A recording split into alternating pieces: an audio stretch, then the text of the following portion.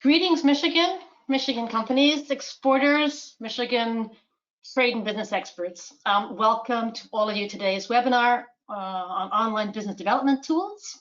We appreciate that you've taken the time to log on and join us today as we look at some of the challenges and potential responses to this new business environment that's unfolding all around us.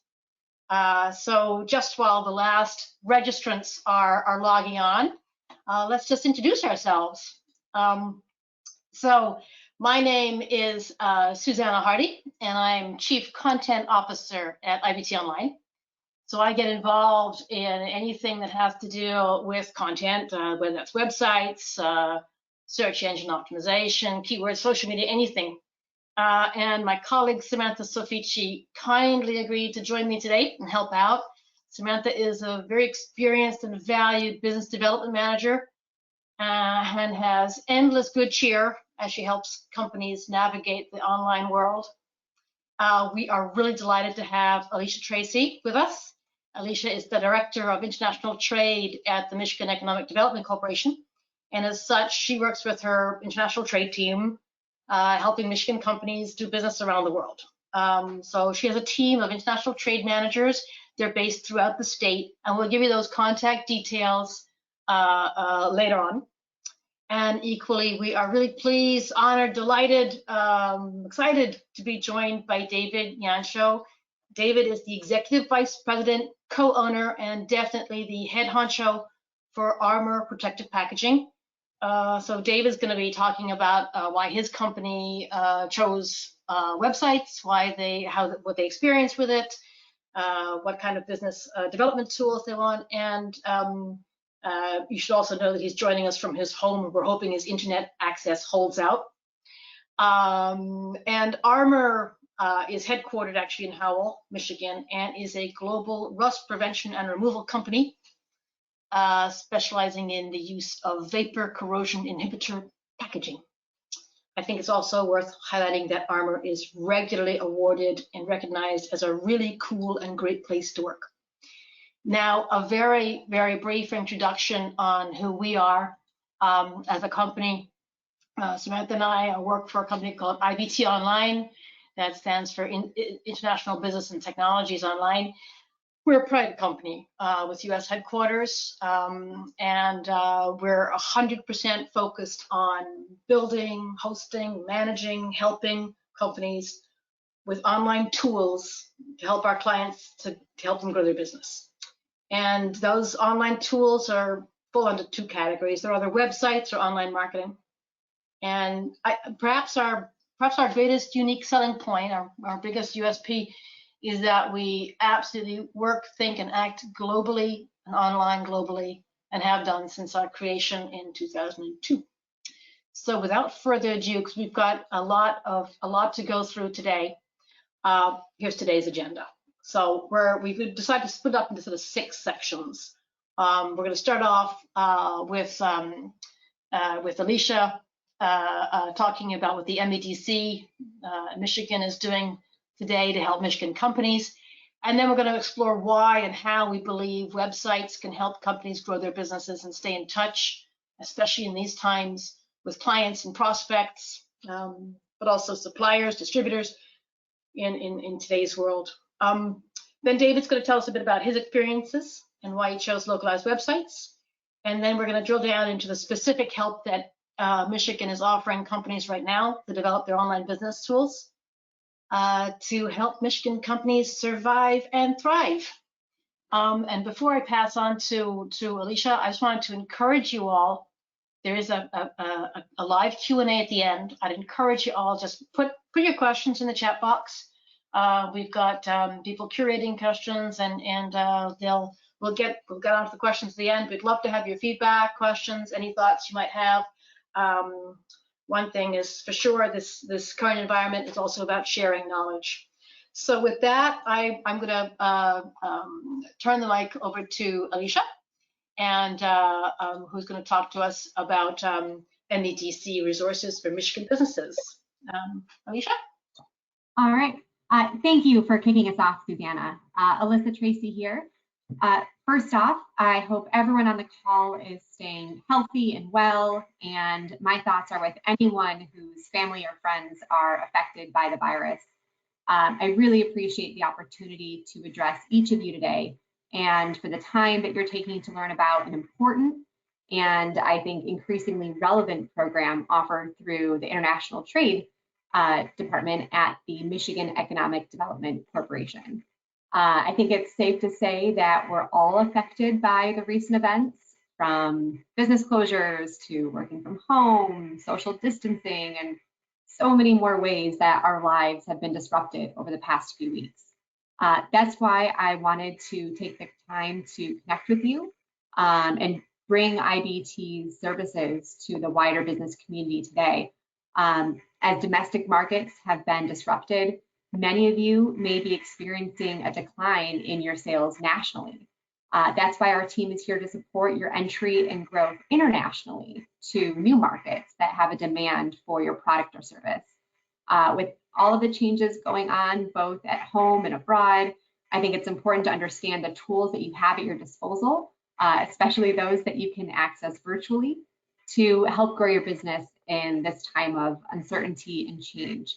Now, I won't go into each of these programs in great detail, but I will say that MEDC has taken the challenges of the recent events very seriously. And as an organization, I'm proud to say that we were able to quickly mobilize and repurpose funds to help support businesses through this time in pretty targeted ways. I'll go into those on the next slide. So again, just briefly going over a couple of these, the Michigan Small Business Relief Program, we had $20 million in grants and low interest loans to provide emergency relief to businesses directly impacted by the COVID-19 outbreak. These programs were administered by 15 local economic development organizations in Michigan, covering all 83 counties in the state. Applications have closed for these programs, and local partners are announcing awardees. Pure Michigan Business Connect, our PMBC team has adapted its programming by offering a free online procurement and donation platform connecting suppliers of critical medical supplies to those who need it most: hospitals, municipalities, community centers, and more. To date, 1,400 suppliers have submitted capabilities to support the 400 or so needs submitted by our hospitals and other entities.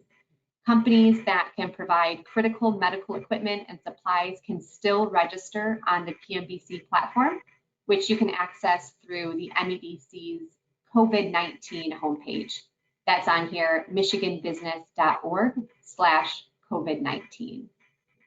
PMBC was also able to quickly dedicate $1 million in retooling grants for companies that needed a little support to buy new machinery, equipment, or software to allow them to change over their typical operations in support of developing critical medical supplies. Those awards were just announced last week to the 12 awardees. Our capital access program listed here, this is still open to small and medium-sized businesses across the state that have been negatively impacted by the COVID-19 outbreak.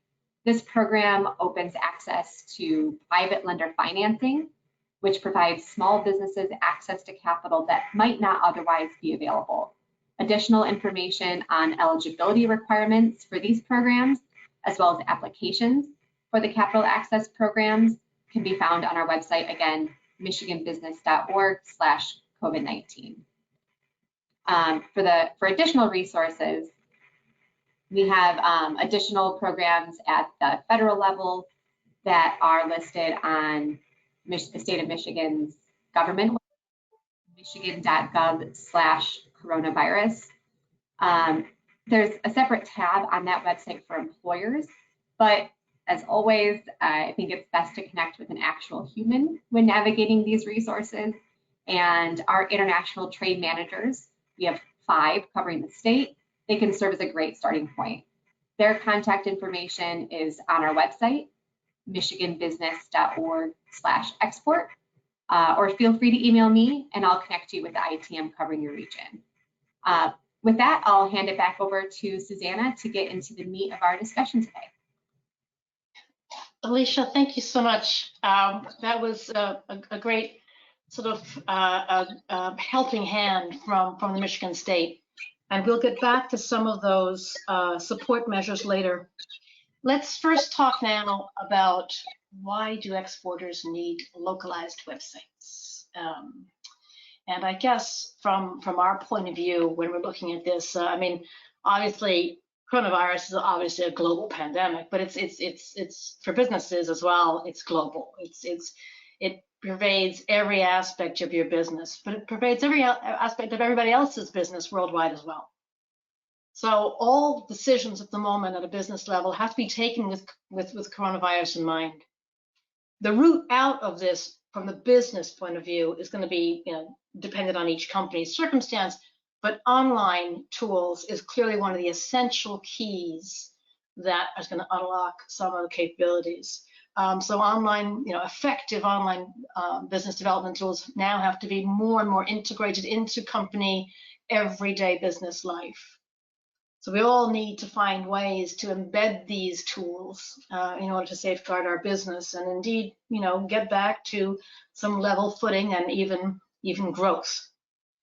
Now, talking to, we talk to a vast number of companies all the time across the world. We're talking to companies in the USA, in Mexico, in the UK, Japan, wherever it is we're doing business. I guess there's 4 main issues that we see coming out and repeated again and again by companies. And they're looking after employees and working from home now. What about costs and cash flow? Another one is, how do we maintain what we have in terms of our supply chains, in terms of partnerships? Should we be resourcing and so on? But what I'm really going to talk about today and where our business and expertise comes in is in the 4th one. It's how do we generate sales? How do we maintain our exports? How do we grow our business? And one of the key messages from this webinar, as I said earlier, is that we need also to share good information. It helps us all to think outside the box and therefore be innovative. And that's also going to be one of the keys. So, sharing information is great, and that's why we're so glad that you could all be on this webinar and we can share some of the thoughts that we have about this.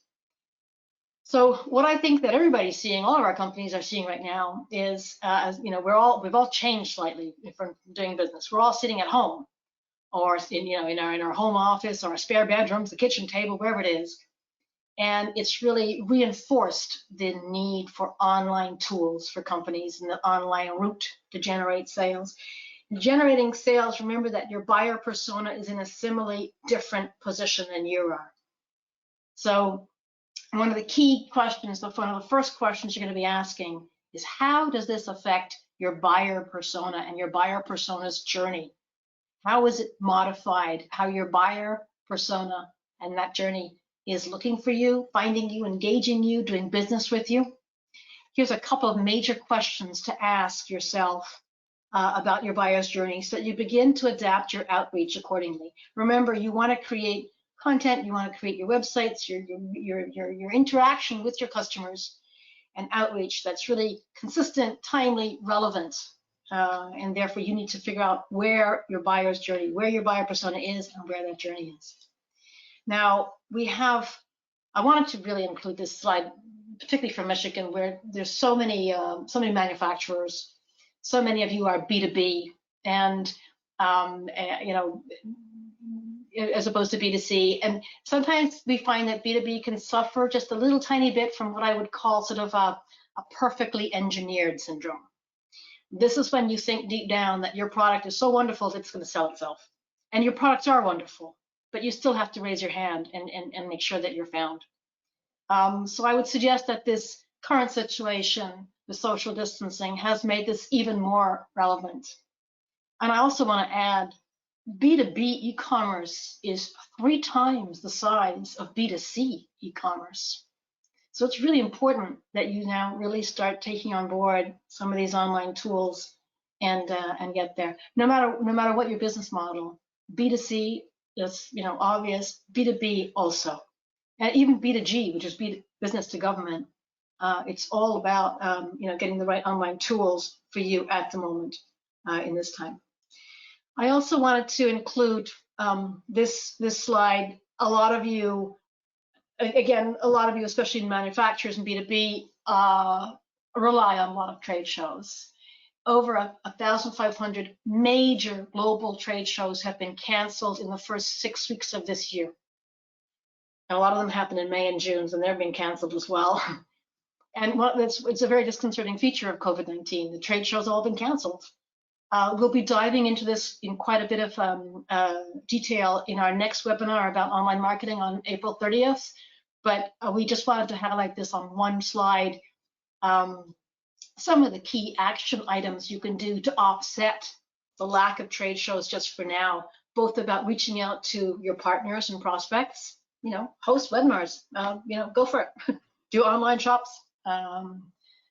There's a lot of virtual online trade shows as well.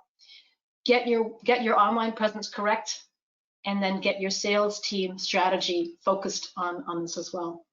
A couple of things you can do about your website, and this is whether it's your domestic or your international websites.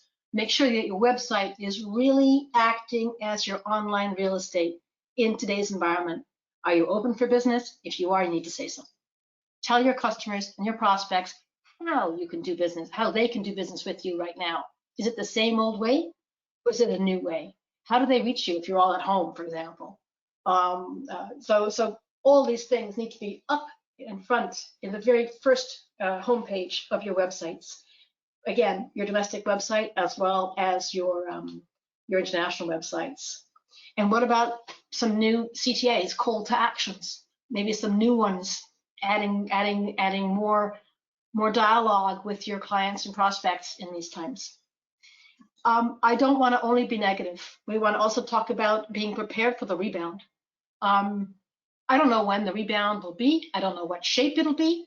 And we're all, there will be some seesawing. There will be a second round of things, but there will also be a rebound, and we need to be prepared for it. The most important message we have is don't disappear from the radar. Don't sacrifice revenue for your cost base.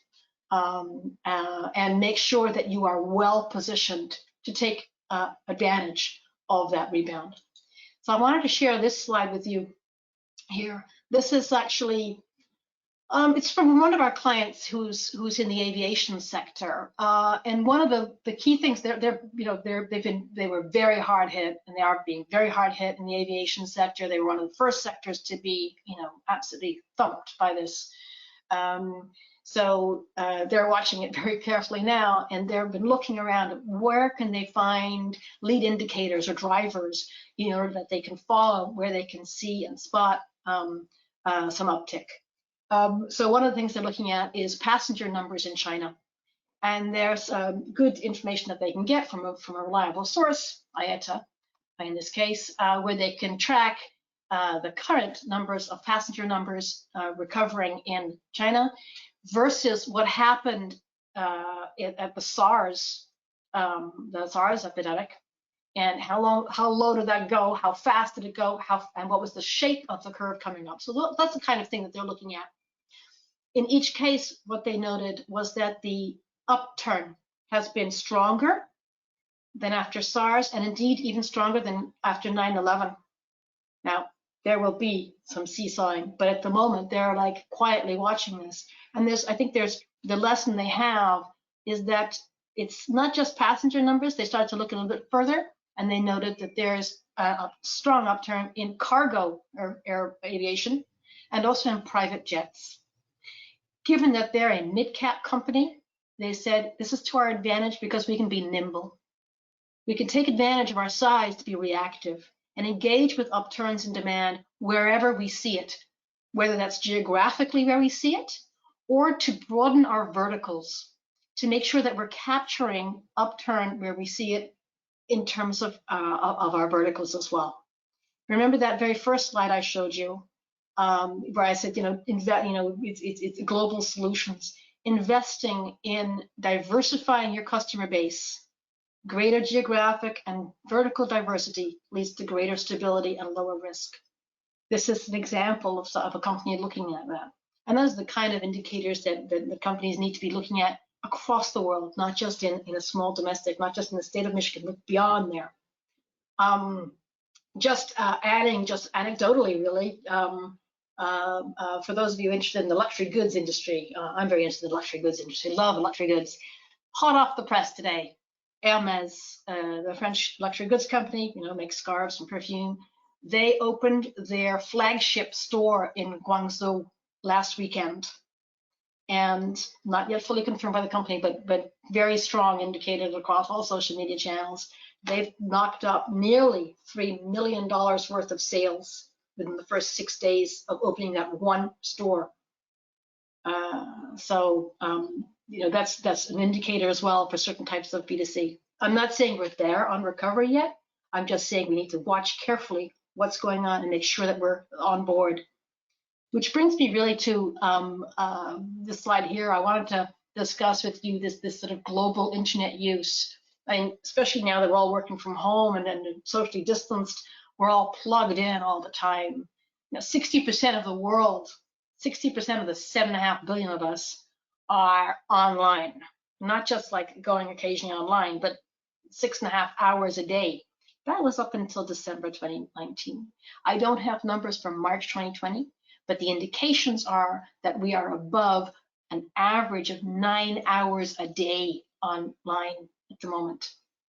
And that the number of 4.5 billion people, global internet users across the world, has nearly 5 billion today. So this has been a massive surge. Any of you who've got kids at home doing homeschooling and have you downloaded Zoom know this very well. One of the main things that we're all doing online is communicating, obviously. And again, these numbers are from December 2019. They're up significantly since then. So let's look now at the your business development tools. What are your business development tools online? There's basically only two, really, when we're looking at it: websites and your online marketing. Everything else becomes a subset of those two things. So there's websites and online marketing. And there's a key fundamental aspect that you have to understand with both of those tools and anything online, in fact. And that is that anything online is searcher-centric. It puts the customer, searcher, your customer, at the center, so that a search is initiated by them and reaching out. And you are not relevant to them unless you are deemed so by their search engines. And search engines today, I mean, there's a lot of different types of search engines. Here are some examples of some of the global search engines across the world. Google is the #1 across the world with a global nearly 3/4% market share. But those are like the traditional search engines. Today, increasingly, YouTube, Facebook, even WhatsApp are being used like a search engine. You go onto YouTube and you search things for things. So again, all of those platforms, social media and search engines, are all customer-centric. The best way I have to explain this and to show this to you is just to give you one more slide about websites, and search engines and websites. Now, if you've got a great domestic website, fantastic Michigan-based website, why can't you just stick some extra pages on that website and go global? It's because the search engines do not recognize that you are relevant to someone in, let's say, Japan.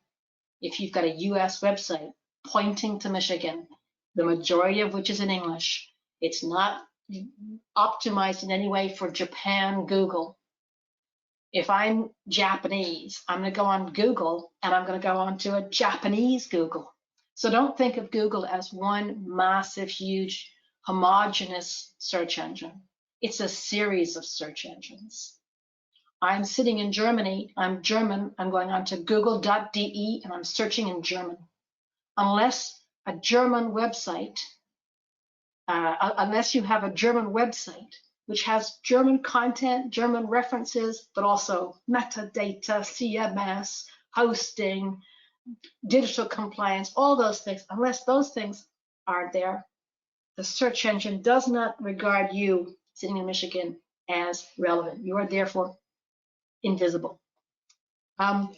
Here's an example of what I mean also by keywords and things. Let's say, I know Michigan companies, right? A lot of you are involved in the automobile sector. Let's say you want to attract someone, companies in Spain, not in Mexico, but in Spain. And let's say you're using the Mexican Spanish word auto. Well, 9% of people in Spain who are searching for the word car use auto. The rest use coche. 91% of people in Spain use the word coche. So if you're using the word auto on your Spanish website for Spain, you're only going to be found by a maximum 9% of people who are actually looking for that website. So you're really, tying your hands behind your back on that one. So that's just an example of getting the keywords right. Now, this is Samantha's favorite slide because she has a shoe fetish. So here on the left-hand side, you have Samantha's screenshot of when she goes on google.com and types in red shoes. And she gets Macy's, Nordstrom, Zappos, something like that. I'm sitting in the UK. I go onto google.co.uk and I type red shoes. And I get Debenhams and Zalando and M&S and eBay, totally different. And that's just something very prosaic, banal, like red shoes. So in summary, websites and social media are customer-centric, which means they're localized.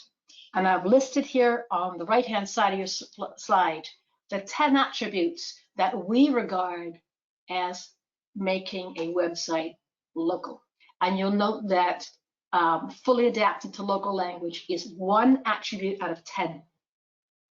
Hosted optimally counts just as much. Regulatory requirements. If you are not GDPR compliant for Europe, your website gets a huge yellow dot on it and it's not shown. All those things, for Europe. So, these are all the attributes you need to have websites that go beyond Michigan. Go beyond your core domestic market, not just Michigan, your core domestic market, if you want to go international. In conclusion on this section, I asked in the beginning, why do exporters need localized websites? They need it for two reasons. One, because the world is already online. We talked about pretty well 5 billion out of 7.5 billion people on the earth being plugged in for about 9 hours every day. That means all of your clients are already online. And if you are a small mid-cap company, the best way where your clients, prospects, future employees, future distributors, where to find them. You'll find them online. And then the next reason really is that in preparing for the rebound, you need to be really active and nimble. And that means having effective online business tools. Right. We're going to now talk very quickly. Actually, I can run a poll just to make sure you're all still there. I'm going to run a poll. I'm going to ask you all, what are your top target markets? So you take your mouse and you click on the one that corresponds. You can click on a couple. You can click on 2 or 3, or as many as you want actually. And I did put Canada in there because it's so important for Michigan companies. So I'm sorry there wasn't an other selection. There was only 5 that I could put in there. But I'm very happy to see. I'll give you a little bit of feedback. A lot of you are interested in Canada, that's for sure.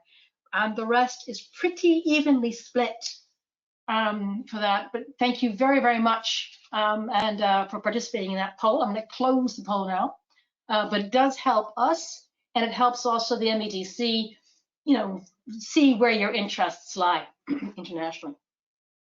So that's the poll number 1, by the way. Thank you very much for that. I'm now going to just talk a little bit about how do exporters use localized websites? What do you do with them? And we have this is actually a screenshot from our website. It's a terrible slide. It's so full of text. But basically what it says is that it allows international websites, globalized, localized websites, allow you to grow your brand awareness. And therefore, by growing brand awareness, by creating leads, being trustworthy, and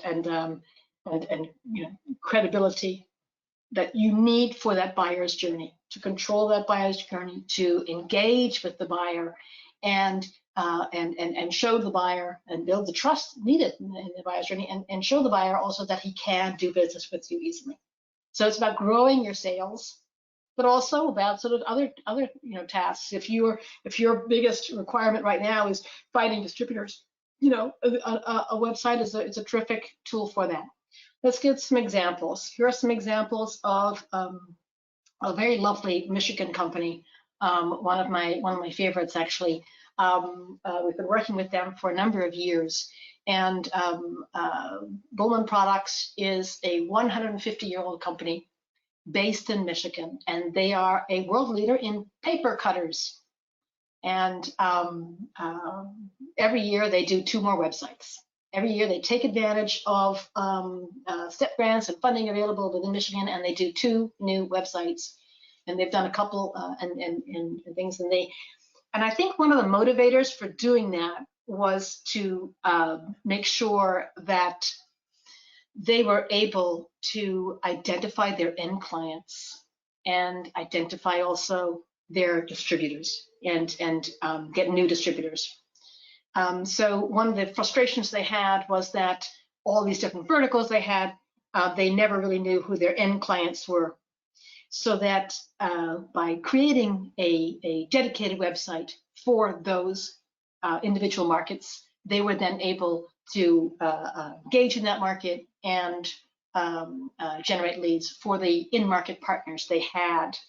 And if you're looking also for more information on that, and Kirkwood Hall, who's the CEO and owner of Bolin Products, left a very kind video message on our website, and you can hear more about how decisions she made about localized websites for that. It's a very traditional business, but it's a business with a lot of different verticals, and so she used also the website in order to make sure that she was engaging in all these different verticals. I wanted to give you another example as well, which is a company. It's sort of on the other side of the tech spectrum. It's a high-tech company that produces certain very high-tech, well, I guess they're cradles for in the aviation industry, and they're very strong in certain markets. So they have to be very strong in China, in Brazil, in Mexico, in the Middle East, Japan. Those are all markets where, yes, people speak English, but they don't really speak English, and they don't speak English very well. And it's, they're all big markets. They don't want to speak English. They want to speak their own language. And it made a huge difference for this company to actually say, right, I'm going to actually invest in a localized website in order to gain the trust of those potential customers. Once they did that, they found a very quick return on investment.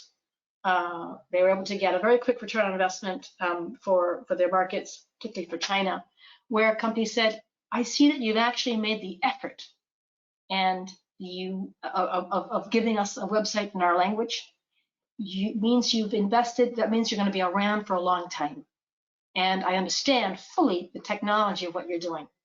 That is all good news to us.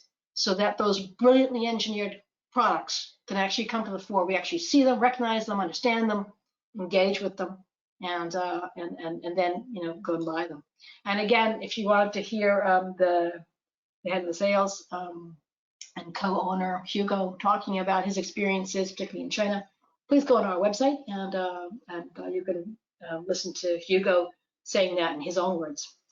And with that, I'm going to now turn to David from Armour Packaging and head honcho, and ask David to tell us a bit about his experiences. David. All right, thanks, Susanna.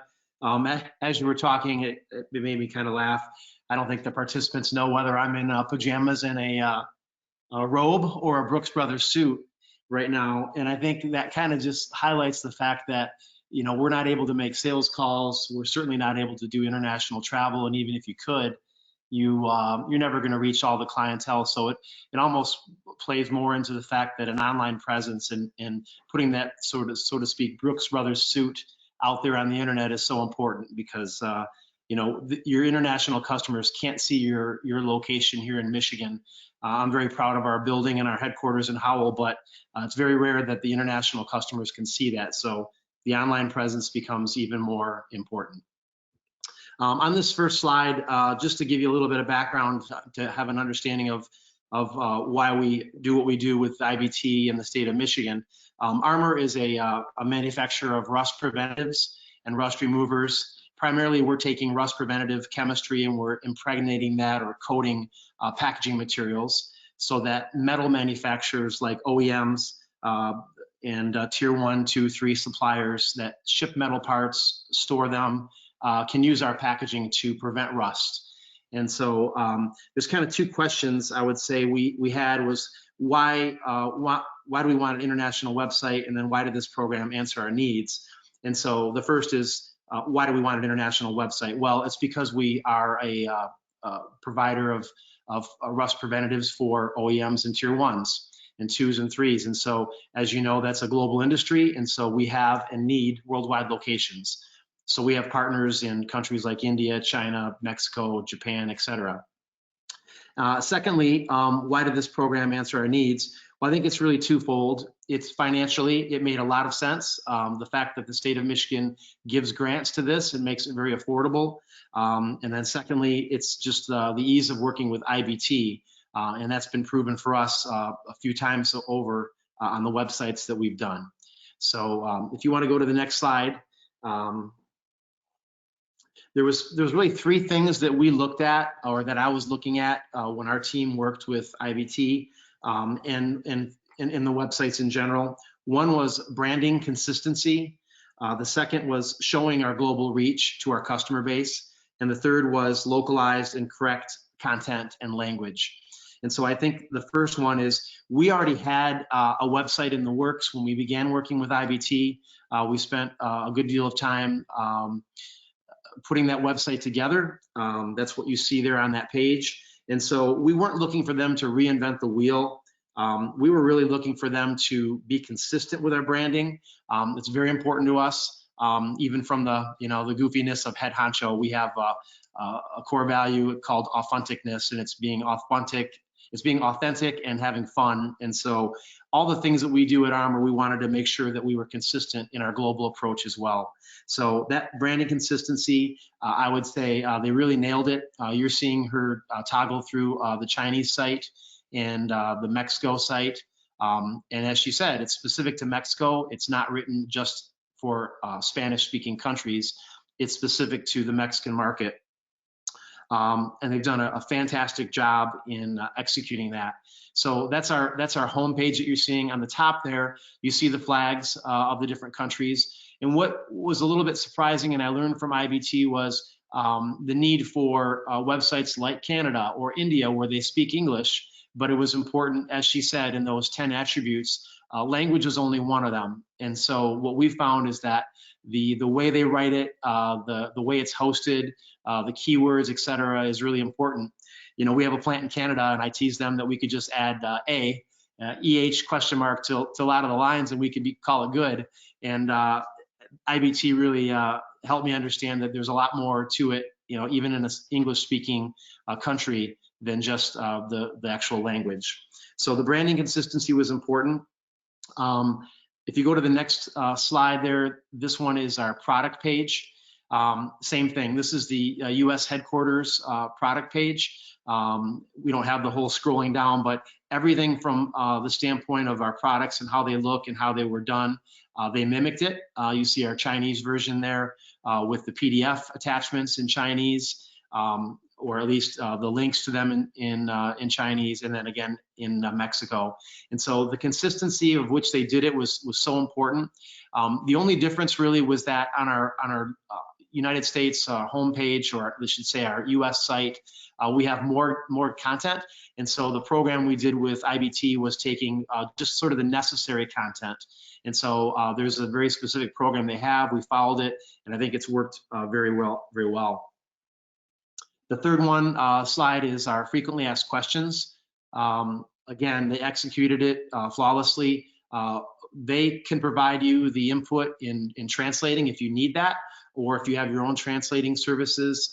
In some cases, we gave them the translations, and I think in others, they provided the translations for us. And then the last slide was one that I actually asked them to put in there. And that was really just to really, kind of toot their horn for them, is that they were really easy to work with. It was a big requirement for us. Probably like many of you, you're buried with your own things in the United States, the markets in Michigan, or whatever area you're working. And so the last thing you're really wanting to do is worry about the rest of the world and content and websites and trying to do that. And so they made it extremely easy. They use, I believe the software is called Teams. And so the back and forth, the chatting, the ability to add content to it and attach documents was really flawless and easy. And I can't say enough about how they did that. And that's really it for me. I'll be happy to answer any questions at the end of this if anyone has any questions about how we executed it. But we were very pleased with the entire program. David, thank you so much for those kind words. That was really appreciated. And just while you were speaking, we got quite a few questions in. So if you could please hang around, I think there's some questions as well. I wanted to ask Samantha as well. Samantha, if you could just jump on and just talk a little bit about the Michigan Online Global Program as it is at the moment for, what is available for Michigan companies. Yeah, I would be happy to. So the first option is option A. It's a 2-market expansion with a limited scope, so 12 web pages and 2,000 words each, and they can be different from one another.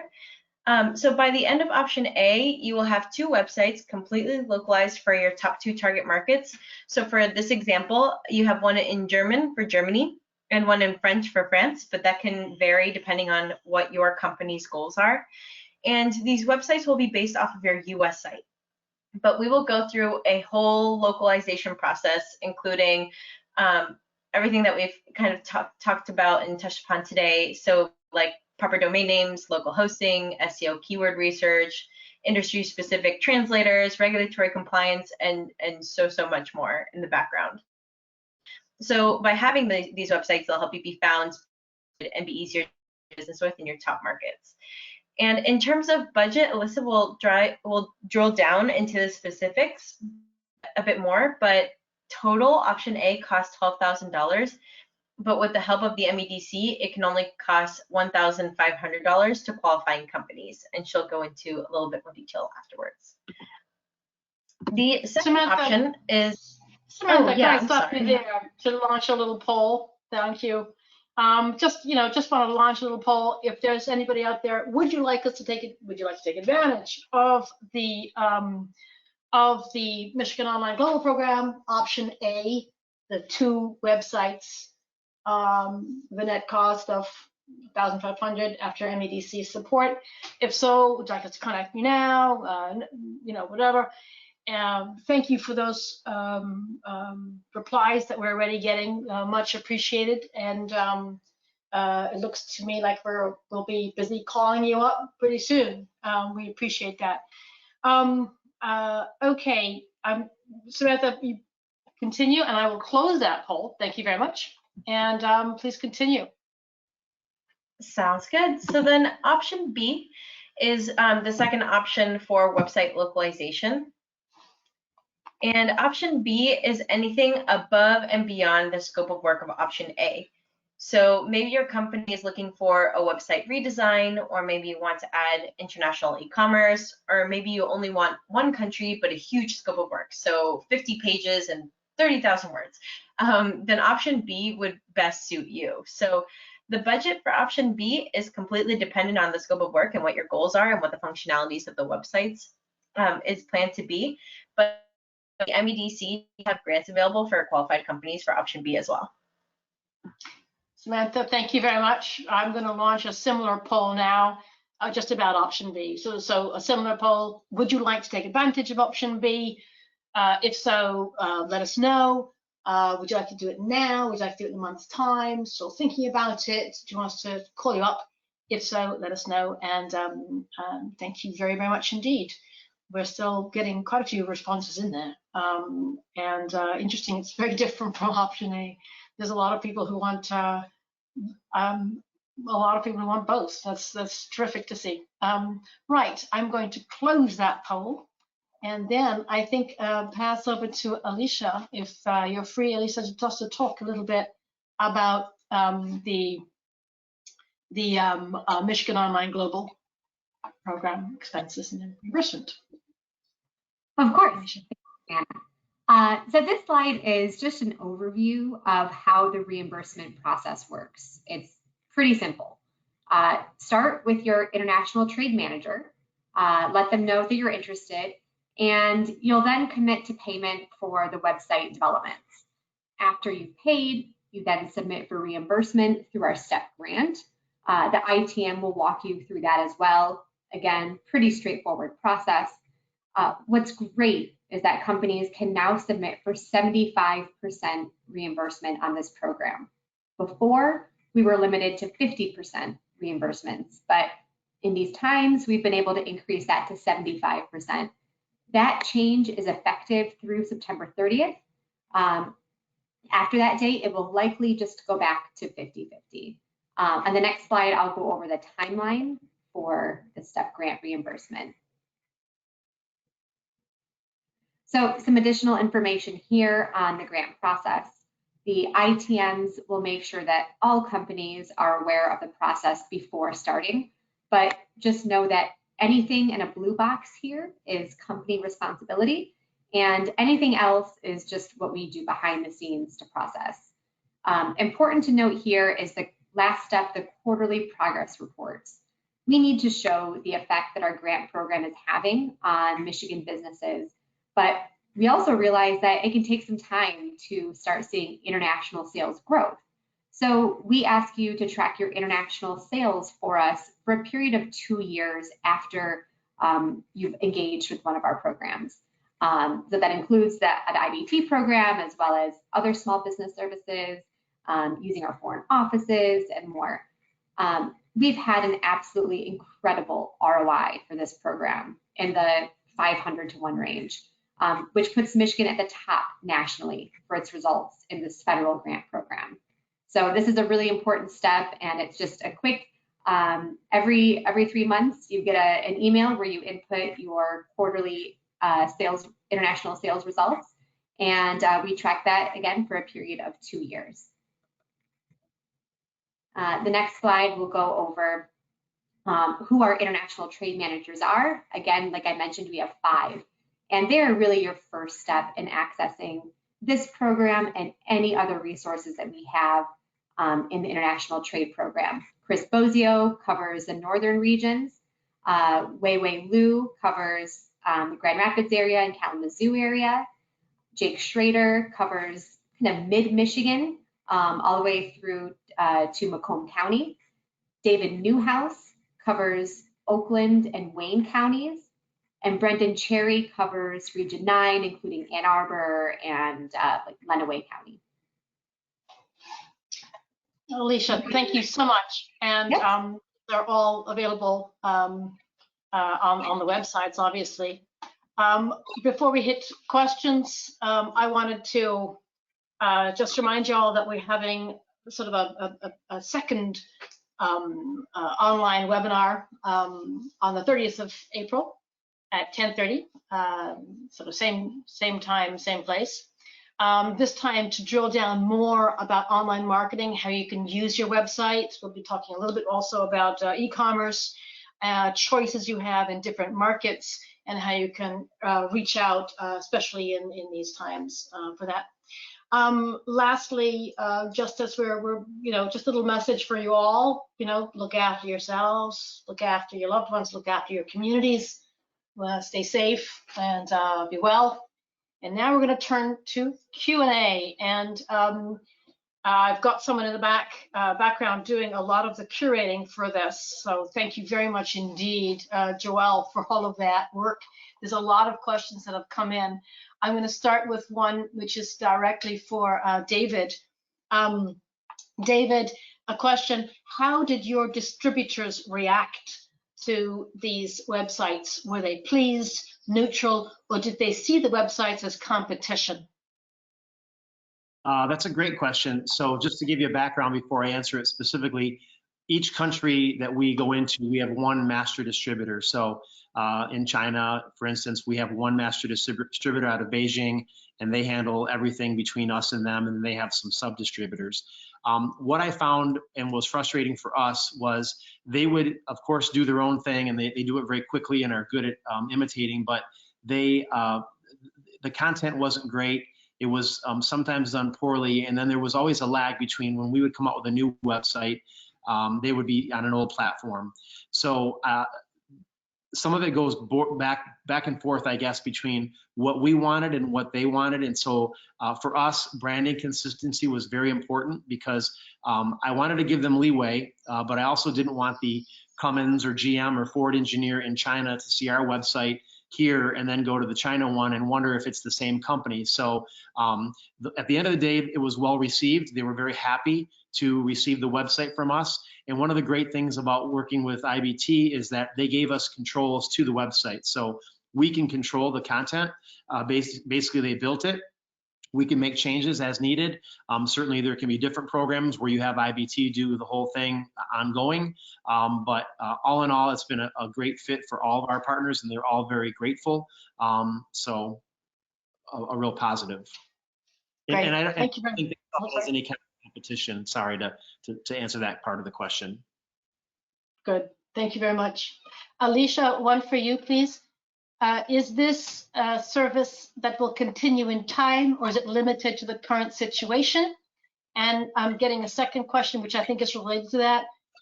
Is there a set number of companies that can apply? If so, how are you allocating it? Is it a first come, first served basis? Sorry if there was a lot of questions for one. No, it's all right. I'll answer the first one, which was, is this a service that will continue in time, or is it limited to the current situation? So the IBT website localization program has been available for a number of years. The only change that is temporary is the amount that we are able to reimburse. So we've had a recent increase from 50/50 to 25/75 for the company match requirement for the STEP grant reimbursement. But this program will be ongoing for the foreseeable future. I can't foresee this program going away anytime soon. It's been really successful for us in the past, and I anticipate it will continue to be successful for our Michigan companies well into the future. The second question, that was on... Is there a set number of companies that can apply? If so, how are you allocating and prioritizing? Is it a first come, first served basis? So we do, Susanna and the IBT folks, we do have a set number of companies that can take part in this, but we have never run out, at least in the past couple of years. So I would not worry about accessing this program. We have plenty of funds available to make sure that companies can continue to access this. So I do encourage you still to apply and get engaged sooner than later. But know that this is a resource that we have available, and we'll continue to promote to the best of our abilities to as many companies as possible. Terrific. Thank you, Alicia. David, I have another one for you. How do you look at the returns? I guess the returns on the websites. Do you look at the efficiency of the websites? And I guess the question really is relating to the concept of sort of a return on investment. Do you have a view on that? It's a great question. I don't know that we've done a great job of looking at the ROI in the way that maybe we should have. We get the leads, we keep track of those. They go to our international sales manager. He's aware of every lead that we get off the website, and we are then able to work with each partner locally. It's hard to say because we don't have a baseline to go from, you know, and I guess in our industry, I don't have somewhere I can go on Google and say, well, what does a typical, you know, corrosion inhibiting product company get on a return? I can only go at other businesses and have an idea. So what I can tell you, the return is, it's an easy calculation for us. It's very inexpensive. Right now, it's even more of a no-brainer because of the funds from Michigan. And so to put a local website in whatever country you're looking for, the return to me is almost immediate because I feel like I have to have that presence anyways. So at this point, it's a very easy return. Terrific, thank you. We're getting a lot of questions about China, and just in broad brush, we'll deal with each question individually. We'll email you later with answers. But yes, we have a lot of experience in China, and we can host locally. Yes, we have to have. Yeah, WeChat is not easy, but it can be done. I'm summarizing a lot of questions about China. And a quick one also for Samantha. Can you help us to get the domain names for websites? We've had trouble in the past. Samantha? Yeah, good question. Yes, we can help you purchase the domain names. We want you as the company to be the owner of your own domain names, but if you have any trouble, we can help you purchase them, and we have other ways also to help you get that localized presence. Right. Alicia, one for you as well. Do I start to start the process? Do I just call IBT? I would actually recommend to start this process by engaging with one of our international trade managers. They cover all 83 counties in the state. So depending where you are, if you don't know who your international trade manager is, you can email me. My email's right there, tracya@michigan.org. They're also listed on our international trade website, michiganbusiness.org/export. The international trade manager is your best first step. They'll get you through this process with IBT. They'll also inform you of the steps needed to take advantage of the STEP grant reimbursement process, which is super important. And they can see what your ultimate goals are and connect you with maybe our foreign offices or other resources that may help you with your international sales goals.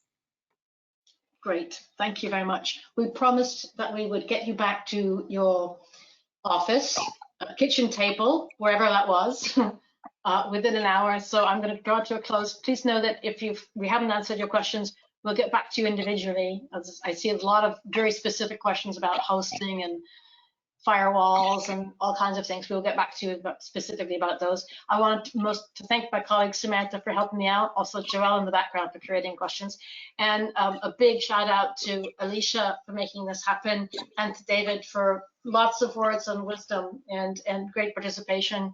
Thank you all very much. Stay safe, stay well. See you all online. And we hope that you're at the next webinar on the 30th of April. Thank you all very much. Be well. Take care. Bye-bye.